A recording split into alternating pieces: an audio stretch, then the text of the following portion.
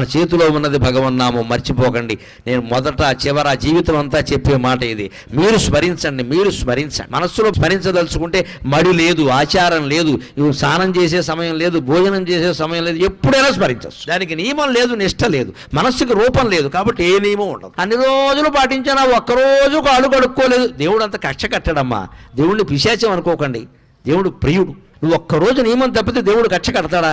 అలా అయితే దేవుడు అవుతాడా? అంతగా మనకు బాధ అనిపించింది అనుకో, అమ్మా ఏదో పొరపాటు చేశానమ్మా అని అమ్మవారి దగ్గర చెబితే క్షమించదా? ఆవిడ తల్లి అండి. భగవంతుడి దగ్గర భయం ఉండకూడదు, ఎప్పుడు హాయిగా చనువు ఉండాలి, ఒళ్ళో కూర్చునేలా ఉండాలి. గద, శంఖం, చక్రం, ఈ ఆయుధాలన్నీ వెనకాల వచ్చాయంటే నువ్వు నారాయణాయ నమః, ఓం నమో నారాయణాయ, ఓం నమః శివాయ, శ్రీమాత్రే నమః ఇలా ఏదో ఒకటి జపిస్తూ ఉంటే సర్వాయుధాలు త్రిశూలం సహా నీ వెనకాల తిరుగుతూ ఉంటాయి. నీ జోలికి ఎవ్వడు రాడు, నీ ఇంటి జోలికి ఎవ్వడు రాడు, నీ భార్యా పిల్లల జోలికి ఎవ్వడు రాడు. వస్తే మటాష్, తిరుగులేదు ఇంకా.